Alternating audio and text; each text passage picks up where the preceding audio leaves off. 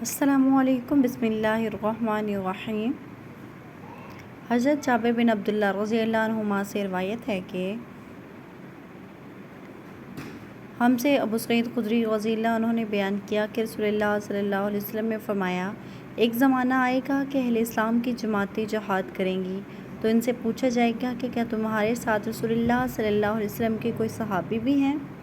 وہ کہیں گے کہ ہاں ہیں، تب ان کی فتح ہوگی۔ پھر ایک ایسا زمانہ آئے گا کہ مسلمانوں کی جماعتیں جہاد کریں گی۔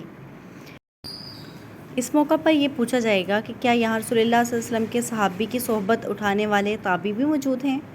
جواب ہوگا کہ ہاں ہیں، اور ان کے ذریعے فتح کی دعا مانگی جائے گی۔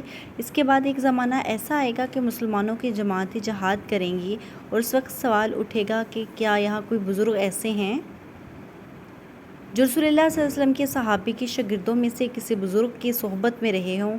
جواب ہوگا کہ ہاں ہیں، تو ان کے ذریعے فتح کی دعا مانگی جائے گی، پھر ان کی فتح ہوگی۔ صحیح بخاری حدیث نمبر 3649۔ حضرت عمران بن حسین رضی اللہ عنہما سے روایت ہے کہ رسول اللہ صلی اللہ علیہ وسلم نے فرمایا، میری امت کا سب سے بہترین زمانہ میرا زمانہ ہے، پھر ان لوگوں کا جو اس زمانے کے بعد آئیں گے، پھر ان لوگوں کا جو اس زمانے کے بعد آئیں گے۔ حضرت عمران رضی اللہ عنہ کہتے ہیں کہ مجھے یاد نہیں کہ حضور صلی اللہ علیہ وسلم نے اپنے دور کے بعد 2 زمانوں کا ذکر کیا یا 3 کا۔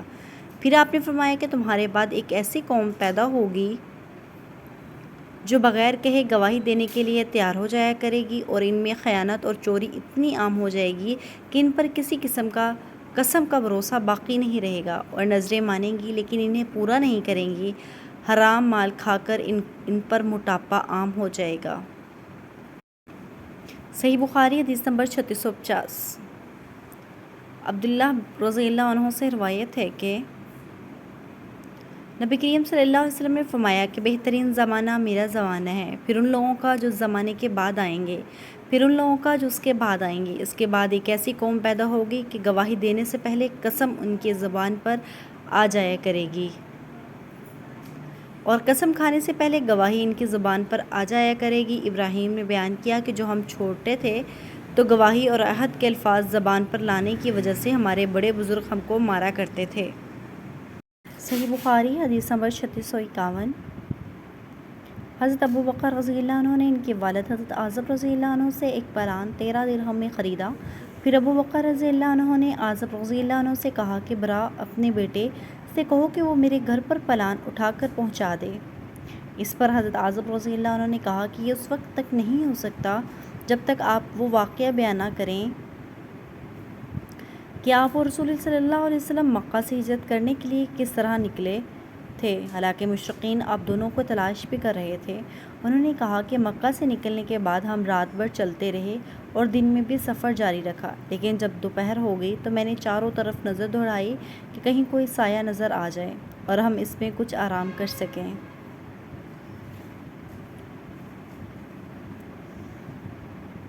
آخر ایک چٹان دکھائی دی اور میں نے اس کے پاس پہنچ کر دیکھا کہ سایہ ہے۔ پھر میں نے نبی کریم صلی اللہ علیہ وسلم کے لیے ایک فرش وہاں بچھا دیا اور عرض کیا کہ یا رسول اللہ، آپ صلی اللہ علیہ وسلم اب آرام فرمائیں۔ چنانچہ آپ صلی اللہ علیہ وسلم لیٹ گئے۔ پھر میں چاروں طرف دیکھتا ہوا نکلا کہ کہیں لوگ ہماری تلاش میں نہ آئے ہوں۔ پھر مجھ کو بکریوں کا ایک چرواہا دکھائی دیا جو اپنی بکریاں ہانکتا ہوا اس چٹان کی طرف آ رہا تھا۔ وہ بھی ہماری طرح سائے کی تلاش میں تھا۔ میں نے بڑھ کر اس سے پوچھا کہ لڑکے تو کس کا غلام ہے؟ اس نے قریش کے ایک شخص کا نام لیا تو میں نے اسے پہچان لیا۔ پھر میں نے اس سے پوچھا کیا تمہاری بکریوں میں دودھ ہے؟ اس نے کہا جی ہاں۔ میں نے کہا کہ تو کیا تم دودھ دھو سکتے ہو؟ اس نے کہا کہ ہاں۔ چنانچہ میں نے اس سے کہا اور اس نے اپنے ڈرائیور کی ایک بکری باندھ دی۔ پھر میرے کہنے پر اس نے اس کی تھان کے غبار کو جھاڑا۔ اب میں نے اپنے ہاتھ بھی جھاڑ لیے۔ اس نے یوں اپنا ایک ہاتھ دوسرے پر مارا اور میرے لیے تھوڑا سا دودھ دھویا۔ حضور صلی اللہ علیہ وسلم کے لیے ایک برتن میں نے پہلے ہی سے ساتھ لے لیا تھا اور اس کے منہ کو کپڑے سے باندھ کر دیا تھا۔ اس میں ٹھنڈا پانی تھا۔ پھر میں نے دودھ پر وہ پانی ٹھنڈا کرنے کے لیے ڈالا، اتنا کہ وہ نیچے تک ٹھنڈا ہو گیا، تو اسے آپ کی خدمت میں لے کر حاضر ہوا۔ آپ بھی بیدار ہو چکے تھے۔ میں نے عرض کیا دودھ پی لیجئے۔ آپ نے اتنا پیا کہ مجھے خوشی حاصل ہو گئی۔ پھر میں نے عرض کیا کہ اب کوچ کا وقت ہو گیا ہے یا رسول اللہ؟ آپ نے فرمایا ہاں ٹھیک ہے چلو۔ چنانچہ ہم آگے بڑھے اور مکہ والے ہماری تلاش میں تھے، لیکن سراقہ بن مالک بن جعشم کے سوا ہم کو کسی نے نہیں پایا۔ وہ اپنے گھوڑے پر سوار تھا۔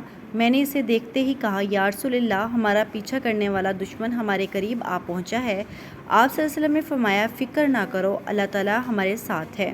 صحیح بخاری حدیث نمبر 3652۔ جزاکم اللہ خیرا واحسن الجزاء فی الدارین۔